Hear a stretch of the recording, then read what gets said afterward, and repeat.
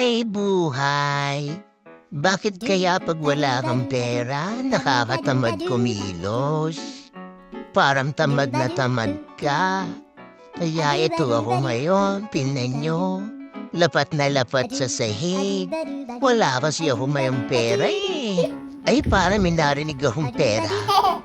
Nasaan yung pera na yan? Sino yang sabi nung may pera siya? Nasaan yan, ha? Nasaan kaya yun? Makabalik na nga sa paghiga.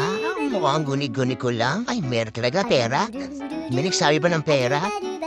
Ay, naku. Lord, baka pwede na akong makahingi ng pera. Pang Jollibee lang. Eto na nga si Daddy, o basag trip to eh, ha? Nagmo-moment ako dito eh. Daddy, wag nga nakikiliti ako eh, ha?